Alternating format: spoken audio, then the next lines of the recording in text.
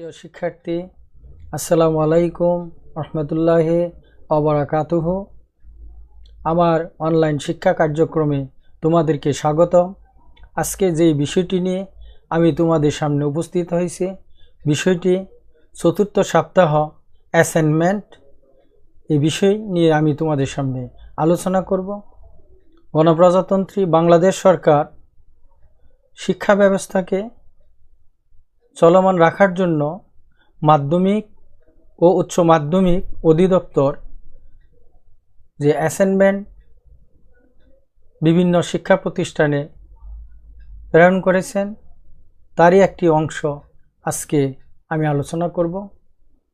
আমি মোহাম্মদ কাজল মিয়া, সিনিয়র শিক্ষক, Badda high school, Gulshan, Dhaka. আজকের বিষয় বাংলাদেশের ইতিহাস ও বিশ্ব সভ্যতা, নবম শ্রেণীর অ্যাসাইনমেন্ট, চতুর্থ সপ্তাহ। প্রিয় শিক্ষার্থী, যে অ্যাসাইনমেন্টটি তোমাদের সামনে আমি উপস্থাপন করছি সেটি হলো যে বাংলায় ইংরেজ শাসনের সূচনা পর্ব। প্রাচীনকাল থেকে ভারতীয় উপমহাদেশ, বিশেষ করে বাংলা অঞ্চল ছিল ধন সম্পদে পূর্ণ রূপকথার মতো একটি দেশ। এ অঞ্চলের স্বয়ং সম্পূর্ণ গ্রাম, অর্থাৎ মানুষের জীবনযাপনের জন্য যা কিছু প্রয়োজন সব কিছুই তখন এসব গ্রামগুলোতে পাওয়া যেত। এই স্বয়ংসম্পূর্ণ গ্রামের কৃষকদের ক্ষেত ভরা ফসল, গুলা ভরা ধান, পুকুর ভরা মাছ থাকত। কুটির শিল্পেও এই গ্রামগুলো ছিল সমৃদ্ধ। তাঁতিদের হাতে বোনা কাপড় এই রূপের কাপড়ের চেয়েও উন্নত মানের ছিল। এর মধ্যে জগৎ বিখ্যাত ছিল মসৃণ কাপড়। তাছাড়া উপমহাদেশের অন্যান্য অঞ্চলও নানা ধরনের বাণিজ্যিক পণ্য, মশলার জন্য বিখ্যাত ছিল। এসব পণ্যের আকর্ষণে অনেকেই এদেশের সঙ্গে বাণিজ্য করতে এসেছে। ইংরেজ ইস্ট ইন্ডিয়া কোম্পানিও উপমহাদেশে এসেছিল ব্যবসা বাণিজ্য করতে। পরবর্তী সময়ে তারা এদেশের রাষ্ট্রীয় ক্ষমতা দখল করতে সক্ষম হয়। ইংরেজ শাসন আমলে বাংলায় প্রতিরোধ, নবজাগরণ ও সংস্কার আন্দোলন। বাংলার কৃষক এক সময়ে সূর্য ওঠা ভোরে নাঙ্গল কাঁধে ছুটত তার ফসলের জমিতে, ফিরত অস্তগামী সূর্যকে সামনে রেখে। তার ঘরে অন্ন বস্ত্রের প্রাচুর্য ছিল না, তবে অভাবও ছিল না। অভাব ছিল না আনন্দ উৎসবে। 12 মাসে 13 প্লাবন লেগেই থাকত। জারি সারি কীর্তন, যাত্রাপালা গানে জমে উঠত গ্রাম বাংলার সন্ধ্যার আসর। কিন্তু সপ্তম ও অষ্টম শতকে ইংরেজ বণিক শ্রেণীর আগ্রাসন কেড়ে নিতে থাকে বাংলার কৃষকদের মুখের হাসি, তাদের আনন্দ উৎসব। প্রথমে তারা ধ্বংস করেছিল গ্রাম বাংলার কুটির শিল্প, তারপরে তাদের নজর পড়ে এদেশের উর্বর জমির উপর। অতিরিক্ত অর্থের লোভে ভূমি রাজস্ব আদায়ে একের পর এক পরীক্ষা নিরীক্ষা চলতে থাকে। যে পরীক্ষার নিষ্ঠুর বলি হয় বাংলার কৃষক সাধারণ মানুষ। ফলে তীব্র শোষণের শিকার অসহায় কৃষক সাধারণ মানুষের বিদ্রোহ করা ছাড়া কোনো উপায় থাকে না। এ বিদ্রোহ ক্রমাগত চলতে থাকে 18 শতকের শেষাবধি থেকে 19 শতকের শেষার্ধ পর্যন্ত। এর সঙ্গে সঙ্গে বাংলার মুসলমান সমাজে ধর্মীয় সংস্কার আন্দোলনের সূত্রপাত ঘটে, যা পরবর্তী পর্যায়ে ব্যাপক কৃষক আন্দোলনের রূপ নেয়। একই সঙ্গে পাশ্চাত্যের আধুনিক চিন্তার ঢেউ এসে আশ্রয় পড়ে সমাজের শিক্ষিত মহলে। ফলে হিন্দু সমাজে যেমন শিল্প সাহিত্য নবজাগরণের সূত্রপাত ঘটে, তেমনি উদ্ভব ঘটে মুক্ত চিন্তা, মুক্ত বুদ্ধির। শুরু হয় কুসংস্কার, গোড়ামি দূর করে হিন্দু ধর্মের সংস্কার। মুসলমান শিক্ষিত সমাজেও সংস্কারের মাধ্যমে মুসলমান সম্প্রদায়কে পাশ্চাত্য শিক্ষায় শিক্ষিত করে যুগোপযোগী করে গড়ে তুলতে এগিয়ে আসেন। মূলত 18 ও 19 শতক জুড়ে এই অঞ্চলের আর্থসামাজিক রাজনীতিতে বইতে থাকে পরিবর্তনের হাওয়া। এই পরিবর্তনের প্রথম সূচনা করে বাংলার কৃষক সাধারণ মানুষ। প্রতিরোধ আন্দোলন। প্রতিরোধ আন্দোলনে যারা অনন্য ভূমিকা রেখেছিলেন সে আন্দোলনগুলো ছিল ফকির সন্ন্যাসী আন্দোলন, তিতুমিরের সংগ্রাম, নীল বিদ্রোহ, ফরাজি আন্দোলন। প্রিয় শিক্ষার্থী, আমি তোমাদের সামনে এই পয়েন্টগুলো তুলে ধরলাম।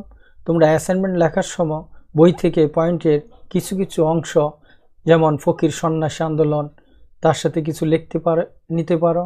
তিতুমিরের সংগ্রাম, নীল বিদ্রোহ, ফরাজি আন্দোলন, কিছু কিছু অংশ তোমরা লিখতে পারো এবং না লিখলেও চলবে।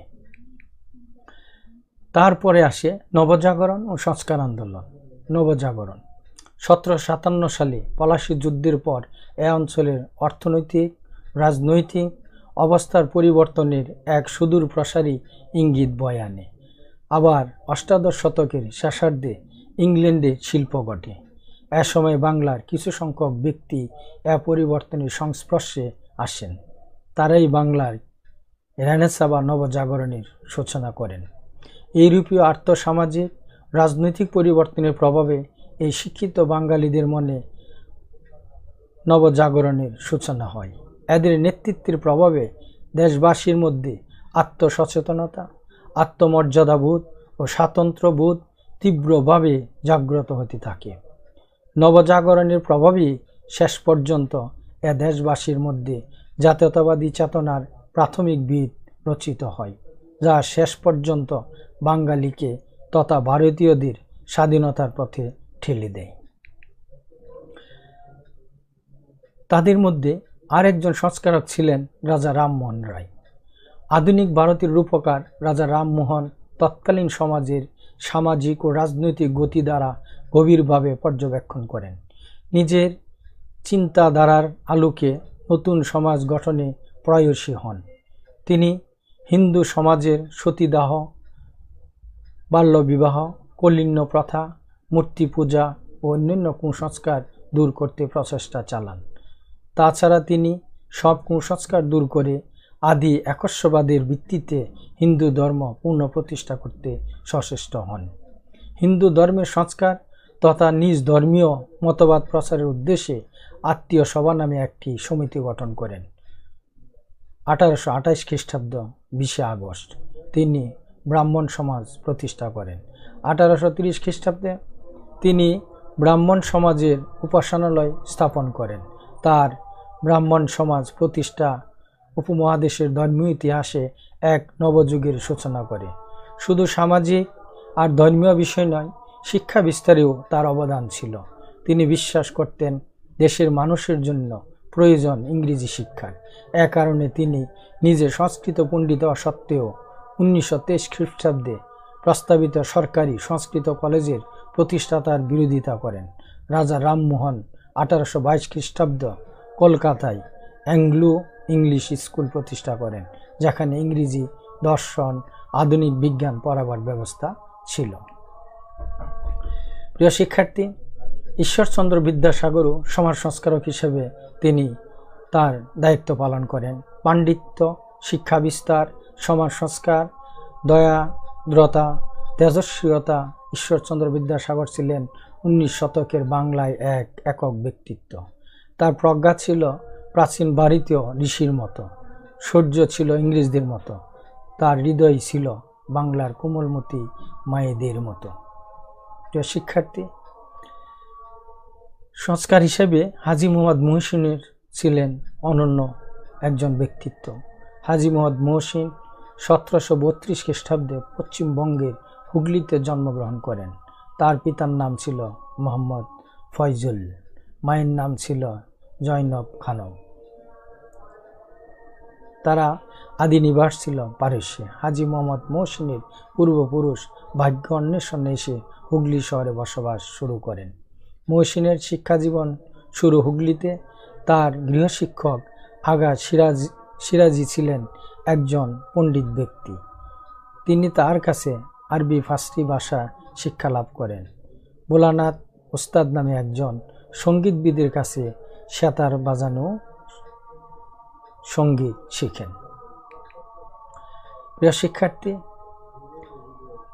সংস্কারক হিসেবে নবাব আব্দুল লতিফে তিনি তার অনন্য ভূমিকা পালন করেন। সরকারি চাকরি থেকে অবসর গ্রহণ করেন। কর্মজীবনে তার কৃতিত্বের জন্য সরকার তাহাকে প্রথমে খান বাহাদুর ও পরে নবাব উপাধিতে ভূষিত করেন। তিনি বাঙালি মুসলমানদের মধ্যে ইংরেজি শিক্ষা বিস্তারের প্রয়োজন এবং তাদের ইংরেজ শিক্ষার গুরুত্ব বুঝতে পারেন। তাই তিনি মুসলমানদের আধুনিক শিক্ষায় শিক্ষিত করে তাদের কল্যাণের জন্য প্রচেষ্টা চালান। সৈয়দ আমির আলী 19 শতকের শেষার্ধে বাংলার মুসলমান সমাজের নবজাগরণের যিনি সবচেয়ে গুরুত্বপূর্ণ অবদান রেখেছিলেন তিনি হলেন সৈয়দ আমির আলী। তিনি প্রাচ্যত্য শিক্ষার মাধ্যমে বাঙালি মুসলমানদের সামাজিক ও বৈশ্বিক উন্নতি করতে চেয়েছেন। পাশাপাশি তিনি তাদের রাজনৈতিকভাবেও সচেতন করতে চেয়েছেন। প্রিয় শিক্ষার্থী, তোমরা বই থেকে তোমাদের আরও এগুলির মধ্যে সংযোজন করতে পারো। আমি মোটামুটি একটি ধারণা তোমাদের সামনে তুলে ধরলাম। এই ধারণার থেকে তোমরা এই অ্যাসাইনমেন্টটি সুন্দরভাবে আরও সুন্দর করে লিখতে পারো।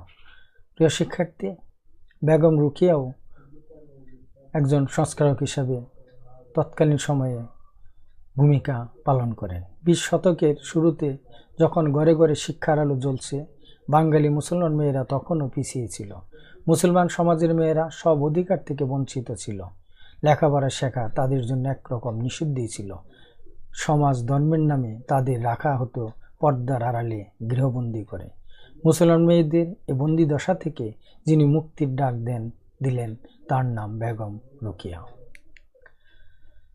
প্রিয় শিক্ষার্থী, বাংলার সশস্ত্র বিপ্লবী আন্দোলন 1911 খ্রিস্টাব্দ থেকে 1930 খ্রিস্টাব্দ। প্রিয় শিক্ষার্থী, আমি মোটামুটি একটি অংশ আমি তোমাদের সামনে উপস্থাপন করলাম এবং তোমরা আরও কিছু সংযোজন করতে পারো, তাহলে তোমাদের অ্যাসাইনমেন্টটি আরও সুন্দর হবে বলে আমি বিশ্বাস করি। বাংলার সশস্ত্র বিপ্লবী আন্দোলন, বয়কট ও স্বদেশী আন্দোলনের ব্যর্থতা বাংলার স্বাধীনতাকামী দেশপ্রেমিকের যুব সমাজকে সশস্ত্র বিপ্লবের পথে ঠেলে দেয়। সশস্ত্র সংগ্রামের মাধ্যমে দেশ স্বাধীন করার যে গোপন তৎপরতার সূত্রপাত ঘটে তাকেই বাংলার সশস্ত্র বিপ্লবী আন্দোলন বলা হয়ে থাকে। এই আন্দোলন ধীরে ধীরে বিভিন্ন অঞ্চলে অতর্কিত বোমা হামলা, উচ্চপদস্থ সরকারি কর্মচারী হত্যা, গেরিলা পদ্ধতিতে খণ্ডযুদ্ধ ইত্যাদি ঘটনার মধ্য দিয়ে প্রকাশ্যে চলতে থাকে। 1911 সাল থেকে 1930 সাল পর্যন্ত এই সংগ্রাম জোরদার হলেও এর আগেই সংগ্রাম শুরু হয়েছিল। 1908 খ্রিস্টাব্দে ইংরেজ ম্যাজিস্ট্রেট কিংসফোর্ডকে হত্যা করার জন্য ক্ষুদিরামের বোমা হামলার মধ্য দিয়ে সশস্ত্র বিপ্লবী আন্দোলন প্রকাশ্যে আত্মপ্রকাশ করে।